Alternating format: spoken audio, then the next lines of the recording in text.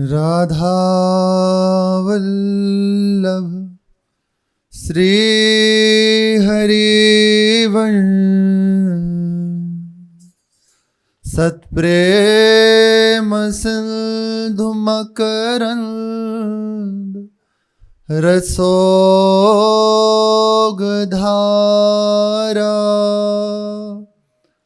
सारा नजश्रमभिता श्रवदाश्रितेषु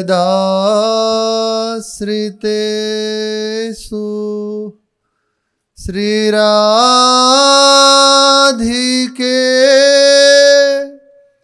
तव कदा चरणारविंदं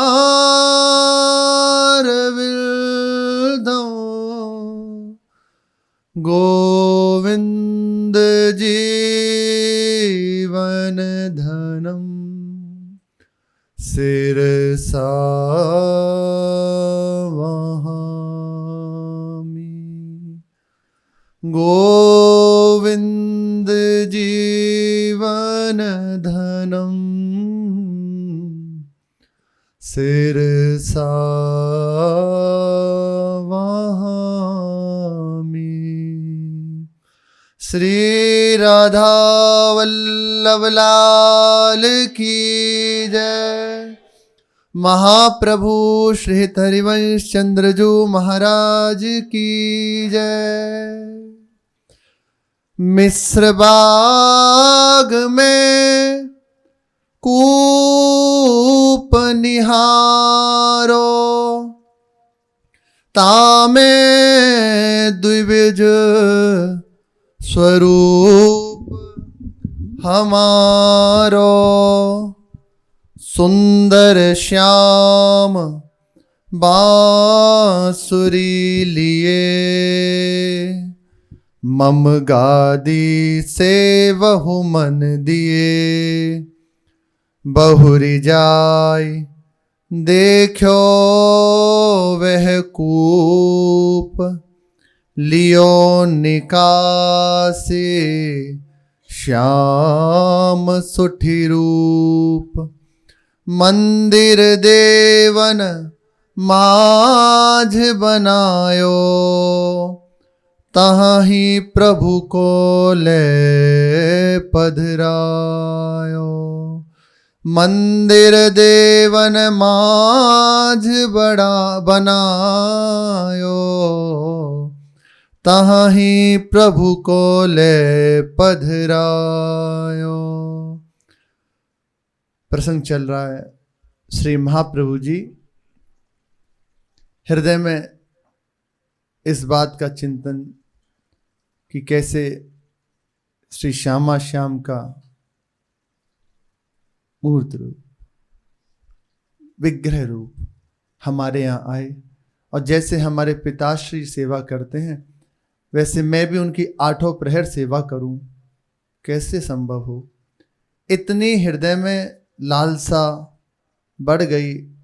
बस उसी चिंतन में रात्रि में निद्रा आई और महाप्रभु जी ने देखा श्री श्यामा श्याम प्रकट हुए और कह रहे हैं कि आपके भवन के समीप जो बाग है उसमें एक पुराना कूप है, कुआं है। उस कुएं में हमारा द्विभुज मुरली मनोहर श्यामा श्याम का मिलित विग्रह विराजमान है। इसकी सेवा, इनकी सेवा आपके पूर्वज श्री जालप मिश्र जी करते थे। यवनों का आक्रमण इस कारण से कि कहीं यमन उस विग्रह को नष्ट ना कर दें, अपवित्र ना कर दें, उन्होंने इस कुएं में उसे छिपा दिया। अब तुम इसे निकाल लो, हम तुम्हारी प्रीति से बहुत प्रसन्न हैं। तुम्हारे हृदय में जो नेह है हम उसे जानते हैं। महाप्रभु जी से श्यामा श्याम कह रहे, तुम उनको समझो मैं नेह। तुम जो सेवा करना चाहते हो, तुम्हारे हृदय में जो लालसा हो रही है, तुम उस विग्रह को प्रकट करो और यहीं एक सुंदर मंदिर बनवाकर उसमें विग्रह को विराजमान करो और समीप में गादी सेवा पधराओ। इन्हें गुरु गादी कहते हैं, श्री जी के भाव से। ऐसा रसिकों का भाव है कि अपने यहाँ विशेष प्रकट में श्री जी की अलग से नहीं सेवा पधराई जाती, जब तक सहचरी भाव का प्रादुर्भाव ना हो।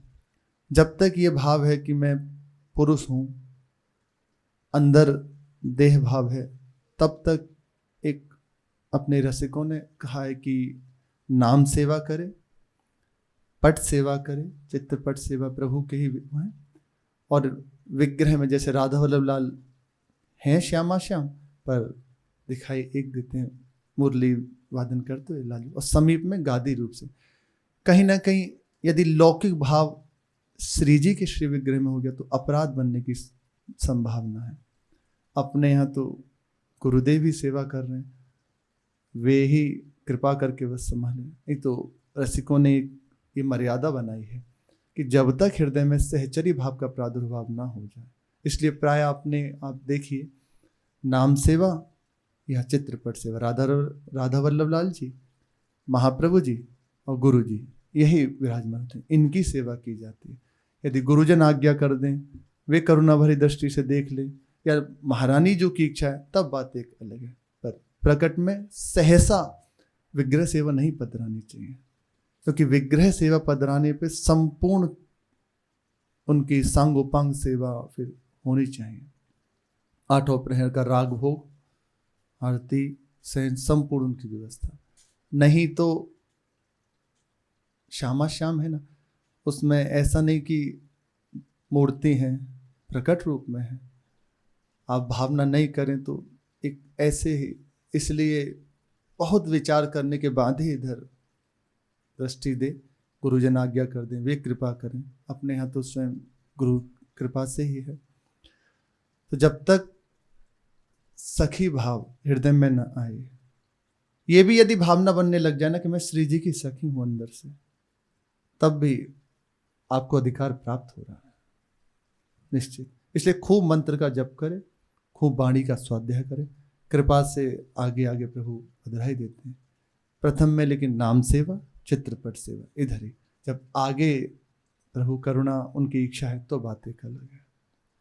कहा कि हमारा द्विभुज मुरली मनोहर जो रंगी लाल जी का स्वरूप है उसे विराजमान करो और समीप में गादी सेवा पधराओ। इसमें भावना की जाती है कि स्वामिनी जो विराजमान है।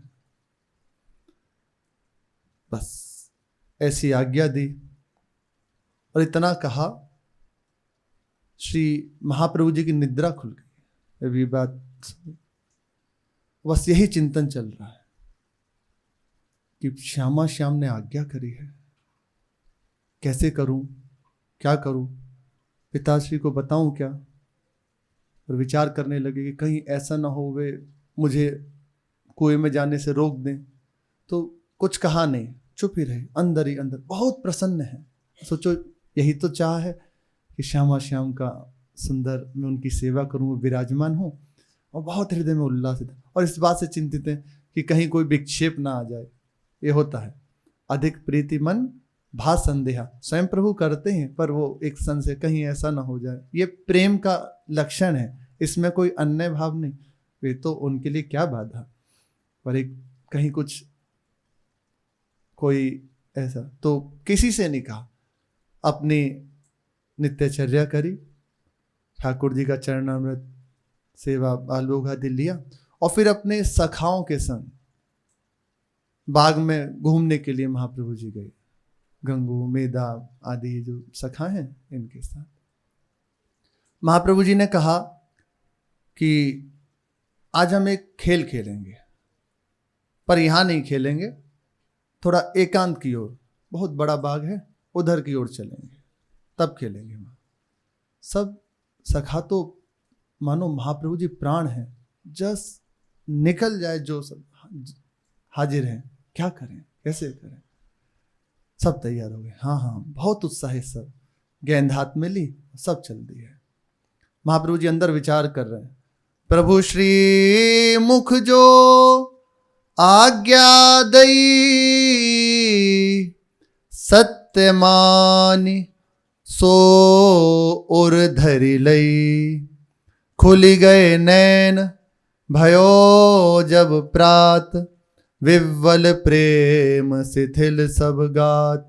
हृदय अत्यंत प्रेम से भरा हुआ है, बार बार हृदय में यही श्यामा श्याम को पकड़ा, श्यामा श्याम का आज विग्रह प्रकट हुआ। बहुत उत्साहित है। सखाओं के साथ बाग में पहुंचे तो दृष्टि से देखा पहले बाग को, कहाँ है वे कूप। तो उसी जो कूप था पुराना, समीप में घास उगाई थी, वहीं महाप्रभु जी ने देख लिया और शुरू किया खेल। चलो प्रारंभ करते हैं खेल। तो गेंद उछालना शुरू किया, कभी कोई, ऐसे परस्पर खेल शुरू हो गया। महाप्रभु जी बहुत बस ये देख रहे हैं कि अब क्या विचार करूं। जैसे लालजू महाराज जब यमुना जी को पवित्र करने की, क्योंकि कालिया नाग विराजमान था, विष के प्रभाव से संपूर्ण जल विष में हो गया, तो लालजू सोच रहे हैं कि कैसे इसको पवित्र करें। कंदुक क्रीड़ा का खेल रचा सखाओं के साथ, और आगे जाके ऐसी कंदुक फेंकी वो सीधी यमुना जी में। ऐसे ही महाप्रभु जी ने किया। खेलते खेलते जब प्रभु की बारी आई तो गेंद उछाली और वो सीधी कूप के अंदर गई। अब तो सखा बोले कि अब कैसे खेलेंगे, अब तो गेंद चली गई। महाप्रभु जी ने कहा चिंता मत करो, हम अभी जाके गेंद निकाल लाएंगे, आप सब निश्चिंत रहो। सखाओं ने कहा नहीं नहीं नहीं, आप मत जाइए, पता नहीं कितना पुराना, कब का है, किस स्थिति में है कूप, आप मत जाओ, आप यहीं रहो। महाप्रभु ने कहा आप लोग चिंता मत करो, चलो, और संग लिया और उन्हें साथ साथ ऐसे भ्रमण करते हुए गए। जाकर कूप के समीप खड़े हैं, सब सखा ऐसे पंक्ति बांधे हैं और देख रहे हैं। बहुत गहरा कूप, बहुत पुराना, सूखा हुआ। देखते देखते महाप्रभु जी बस कूद गए। अब तो सखाओं का हृदय हाहाकार करने लगा, अब चीख पड़े सखा, जैसे तैसे सुधि संभाली और सब दौड़े। कुछ जन खड़े रहे और कुछ जन दौड़े। तारा रानी जी, व्यास मिश्र जी, समस्त परिवार जन उनको सूचना दी।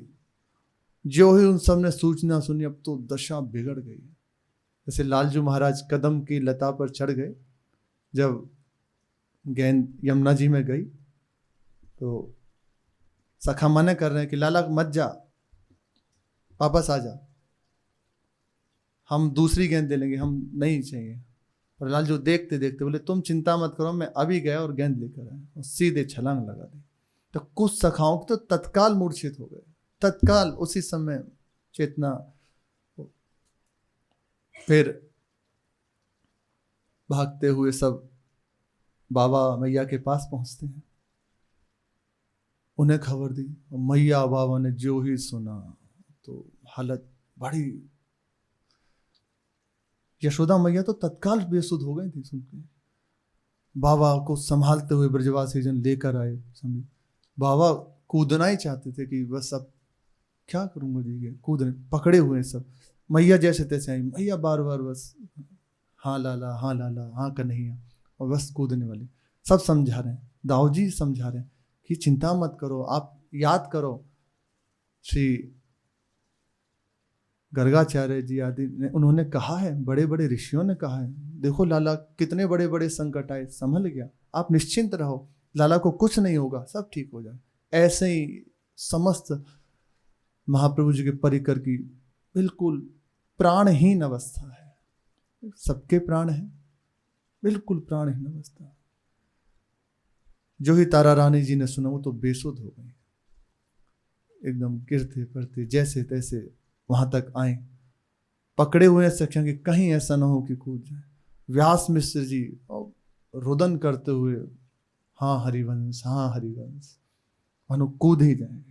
पर संभाला कि आप चिंता मत करो, देखो राधा मोहन जी की कृपा, श्री ठाकुर जी की कृपा, निश्चित निश्चित कोई कष्ट नहीं होगा, बिल्कुल स्वस्थ हरिवंश चंद्र जी होंगे, आप चिंता मत करो, अभी हम प्रयास करते हैं इन्हें निकालने का। सब प्रयास में लग गए, सब वहीं विराजमान हैं, देख रहे हैं, भारी विकलता। ये खबर बहुत जल्दी संपूर्ण देववन में फैल गई, बहुत जल्दी समस्त देववनवासी एकत्रित हो गए और हृदय सबका बड़ा विकल है। जब देखा कि बहुत ही सब विकल हो रहे हैं, रुदन कर रहे हैं, हाहाकार हो रहा है, तो थोड़ी देर में ही कूप में से जय हो जय हो जय हो ये ध्वनि आने लगी। और देखा, सुनी सुनी के सब ही जन धाये, भयो कुलाहल ही अकुलाए, प्रभु स्वरूप गोदी में धरे, व्यास सुवन जल ऊपर तरे। जब ब्रजवासियों की अत्यंत विकल अवस्था श्री लालजू ने देखी कि सब बहुत विकल हो रहे हैं, तो देखा कि अब बहुत खेल हो गया, चलो, और उसी कालिया नाग के फण पर खड़े हुए जल से ऊपर आ गए। तो देख के प्राणों को धैर्य हो गया, रुक गए, वरना सब प्राण छोड़ देते। तत्काल कितने जन तो मूर्छित ही हो गए थे, पर दाऊजी महाराज और लालजू की कृपा दृष्टि सब पुनः स्वस्थ, और वैसे ही सबने को ये लगा कि चलो लाला स्वस्थ है, प्रसन्न है। ऐसे ही जब सब बहुत विकल हैं, व्याकुल हो रहे हैं, हाहाकार हो रहा है चारों ओर, तो महाप्रभु जी ने विचार किया और उसी समय जय हो की ध्वनि उस कूप में से आने लगी। ऐसा लगता है कि मानो एक थल में जैसे आसन बिछा दिया जाए और उस पर कोई बैठा हो। ऐसे ही महाप्रभु जी सूखे कुएं में, अभी तक कोई जल नहीं था, पर प्रभाव जो ही उस कुएं में पधारे, तंगीलाल जी को हृदय से लगाया और जल बढ़ने लगा। वैसे ही वो सूखा कुआं जल से युक्त होने लगा और महाप्रभु जी उसके ऊपर ऐसे बैठे हैं जैसे थल पर बैठे हो सहज में, और अपने अंक में श्री रंगीलाल जी को विराजमान किए हुए उनके मुख कमल को निरखते हुए ऐसे ऊपर चले आ रहे। वो जल स्वतः ही ऐसे बढ़ता चला आ रहा, अमृत में जल। ऐसा सुना है हम कि आज भी उस कूप की महिमा है, उसे ऐसे करके रखा हुआ है। उसका आचमन, उसका छिड़काव, रोग है, कोई बाधा है, वो सहज में निवारण हो जाते हैं। जो देववन में खूब विराजमान है उसकी महिमा है। जो उसका आचमन कर ले, उसके अवगाहन कर ले, उसको पान कर ले, कोई बाधा है प्रेत आदि की, उसको छिड़क दे, उसका सेवन करे तो वो नष्ट होने लगती है। खैर ये तो महाप्रभु स्वयं है, भगवान ही है। श्री पटिया वाले बाबा, उनके प्रसंग में आता है कि परिवार से थोड़ा सा हृदय में बात आई और मन हट गया, तो जिस जगह गाय भैंस चराने जाते थे वहीं जंगल में चले गए, खुले में, ऐसी कोई व्यवस्था नहीं, और जाकर राम नाम जपते थे। पहले से कोई पढ़े लिखे आदि ऐसा नहीं था, सहज भाव से राम राम राम जपते थे। तो वहीं जंगल में चले गए घर छोड़ के अपना, वहां जाकर जो ही बैठे और बस राम राम राम, वहीं स्नान कर लेते और जो सहज में प्राप्त हो जाता पा लेते। कहते हुए पटिया सिद्ध हो गई। उस कूप को आज भी लोग ऐसे देवता की तरह मानते हैं। उसमें एक कुंड है, वहां वो बड़ा विशाल कुंड है, वीडियो में भी आता है जैसे यूट्यूब पे। उसको ऐसे आचमन कर लो, बाधा नष्ट हो जाए, कामना पूर्ति हो जाए, ये महिमा। एक महापुरुष भजन में अपने चित्त को अर्पित कर दिया, सिद्ध अवस्था, पटिया की सिद्धि हो गई। पटिया को ऐसे कहते हैं, वहां सिंदूर रोली चढ़ाया जाता है। एक वहां ऐसे बांधा हुआ है स्थान पूरा, जहाँ कुंड है ना, जहाँ बाबा बैठते थे, उस पूरी चारों ओर एक बाउंड्री की हुई है, जाल लगा हुआ है, और उसी में से पुजारी हो या जो भी हो वो ऐसे जल आदि देते हैं। वहाँ का बहुत महिमा हो गई उसकी। फिर महाप्रभु जी स्वयं जिस जल का स्पर्श कर रहे हैं, तो जो भी उस जल का स्पर्श करे उसकी कामना है उस सहज में पूरी हो जाए, प्रेतवाद आए या कोई बीमारी है वो ठीक होने लग जाती है। ये उसका प्रभाव हो गया। महाप्रभु जी ऐसे बढ़ते चले आ रहे, अत्यंत प्रसन्नचित। जो ही सब ने देखा, कोलाहल मच गया, जय जयकार होने लगा। श्रीरंगी लाल जी महाराज की जय। प्राकट्य श्री महाप्रभु जी कर रहे, रंगी लाल जी का, महाप्रभु जी के अंक में विराजमान है और ऊपर आ गए।